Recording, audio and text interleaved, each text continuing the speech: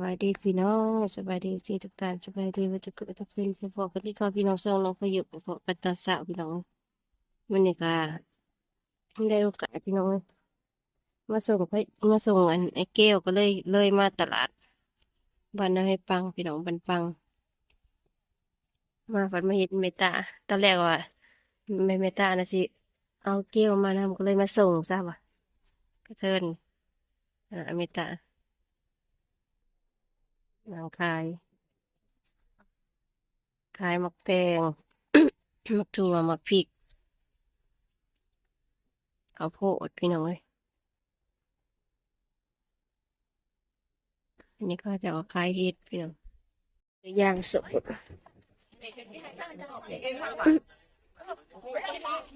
ม็ดละ13,000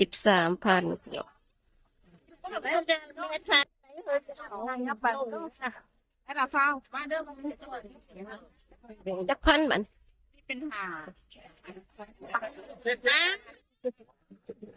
ที่ปะ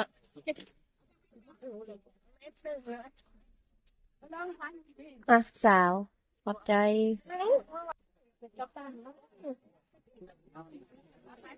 ไข่เตะเท่าไหร่น่ะ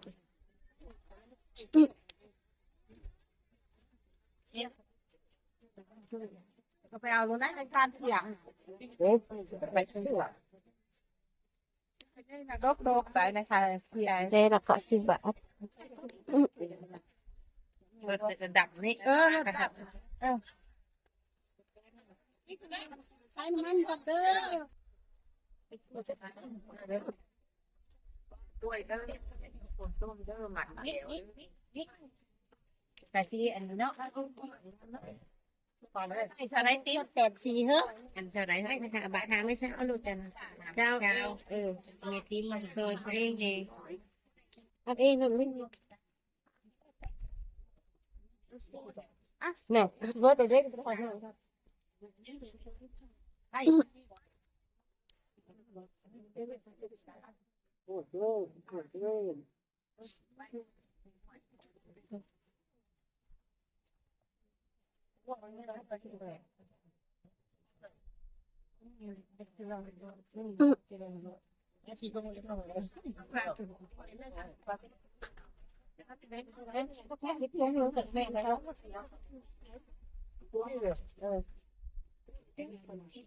5 บาท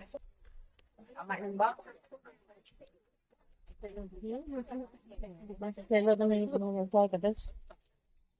ก่อนเด้อยกก็เด็ดได้เลย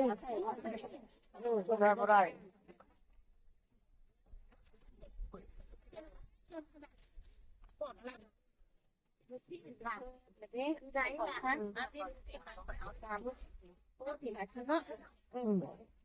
แต่ว่าเนี่ยกระเทินเนี่ยใช้ง่ายดินงัว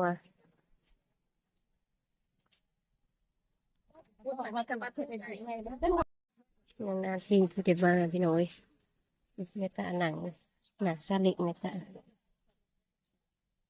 มันขายหมักพริกหมักถั่วข้าวโพดมะเขือถุงละ10 บาทถั่วกำละ20 บาทเบิ่งใหญ่พี่น้องเอ้ยพริกกระถุงละ9 บาทพ่อแม่นมาดับบ่ได้อีหยังพี่น้องได้ย่างสูงใส่สูงลูกชายใส่สูง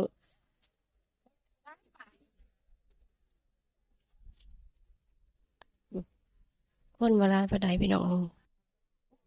คนบ่ค่อยหลาย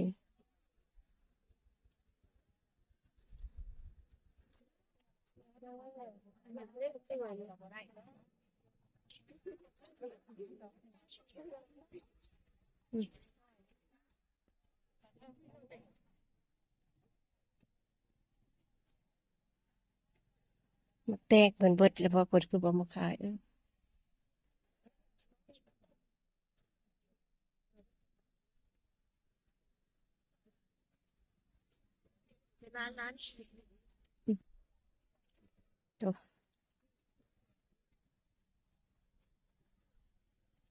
องไม่ตาอันสิเบิดเลยได้น้องไม่ตา ก็สิได้อีหยังเฮาน่ะบ่ได้พี่จังทงจักสิซื้ออีหยังเนาะมาส่งไอ้เกลซื่อๆ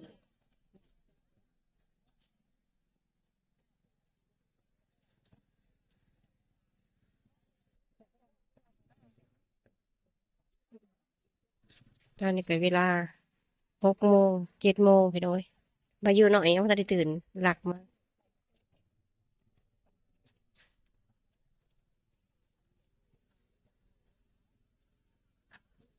หลักมาก็เลยมาส่งไอ้เกลตื่นมาเพื่อสิหาไอ้เกลอยู่แล้ว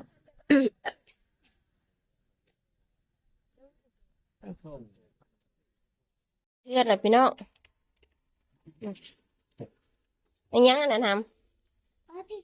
ไอ้เจ๊แกหายปะไอ้เจ๊แกหายปะอ่าทูยาทูจ้ะทูจ้ะทูจ้ะมาหาเพื่อนได้ขนมแบ่งกับไอ้เกลเนี่ยมาส่งไอ้เกลทูจ้ายุทูจ้ะใช่ทูทูจ้ะนั่นแถวออกใส่กันท้องยางนั่นซื้อขนมมาให้อยู่น้ำอ้ายก็ได้หัวฟูแท้ๆไปตัดผมเด้อมื้อนี้เด้อพากันไปตัดผมนะอ้วนเอ้ยมาเปลี่ยนนั่นหลอดไฟรถให้แหน่ฮัมตารถให้แหน่ได้ขนมมาให้กันน้ำมะพร้าวแบ่งกับไอ้เกลผู้ละห่อน้ำกับขวดหนึ่งซื้อให้เพิ่นบ่ได้อิหยังดอกเฮานะเอาไปส่งไปตลาดก็บ่มีอิหยังมีหักแพงเงิน บ่ได้ซื้ออีดอกลูกชิ้นก็50 บาทผู้ทงน้อยๆนะอยู่ปักซองนะ25,000อะไรฮะเกี้ยวเอาเนาะเอาไปเอามานะโหดโคนั่นเด้จิบมาเด้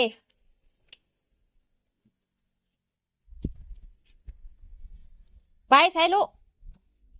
อืมอืปล่อยมือโอ้ยมาเอ้ยทุดจ้ะทุดจ้ะปะขี่หมาขี่หมาเยอะกินเป็นมันบอกกินข้าวถุงละ10 บาทอันนี้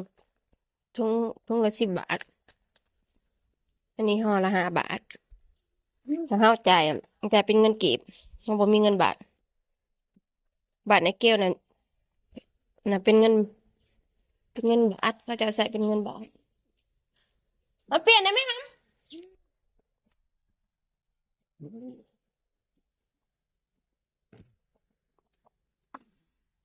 ให้แม่กินน้ำว้าวเอาไปไอ้อ้วนนะไปลูกให้อ้วนไปให้อ้วนไปให้กิดไปลูก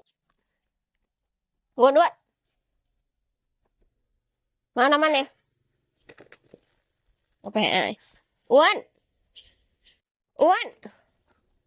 ใช้อ้วนนะลูกเอาปลั๊กไฟตีลูกลงมานะฉันที่ใช้สวรรค์ปลั๊กไฟนะมาเสียบนะปลั๊กไฟของแม่นะต้นมันมี6 ตานะปลั๊กไฟเทิงนะหันน่ะออกก่อนที่หันหนอดนะได้ลูก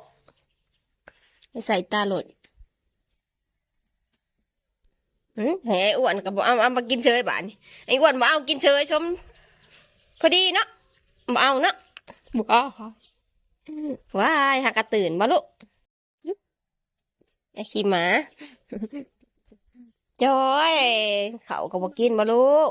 จักเป็นหยังเจ้ากับหมาไก่นกจิงจอกเด้จิงจอกจิงจอกจิงจอกจิงจอกบ้านเฮาเอิ้นขี้เกียจลูก จิงจอกเคยพาบ่ออกจิงจอกแต่หึงใช้นกได้ลูก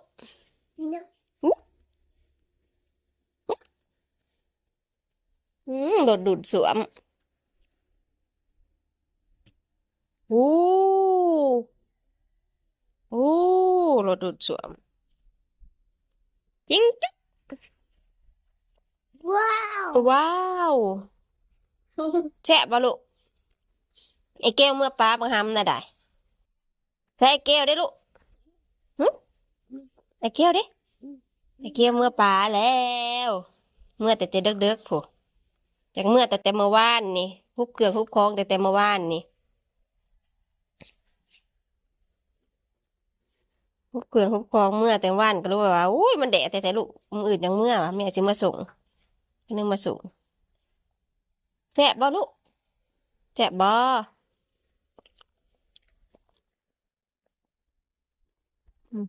พอแล้วกำปากเลยลูกMommy. มามีมาครับกิน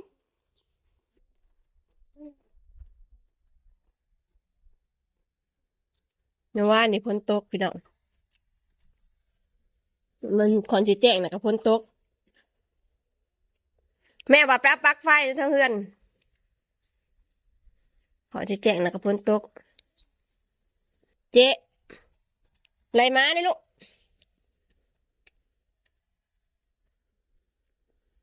ตกกระตกบ่แห้งเมื่อวานนี่ทั้งเทิงผู้ทั้งบ้านเทิงฝนตกแห้ง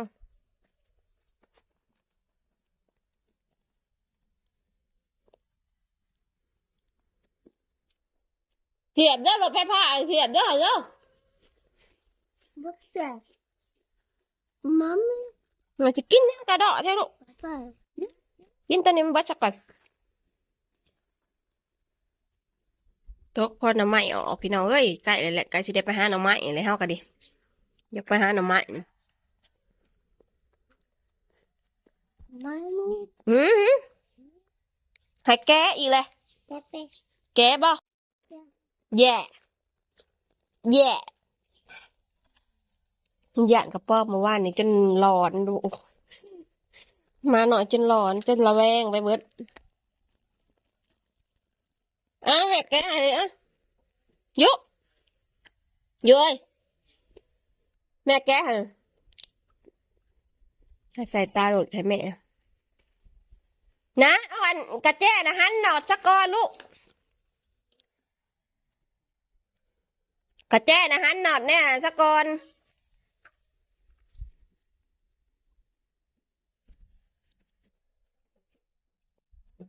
โอเคพี่น้องค่ะสิขอจบคลิปไว้เพียงเท่านี้ฝากกดไลค์กดแชร์กดติดตามพี่น้องจองน้องพายุเป็นยังลูกคลิปหน้าก็พอกันใหม่เด้อพี่น้องสบายดีทุกย่าทุกย่ากันได้ไหมทุกจ้ะเห็นยังบ่ Oh, the voice.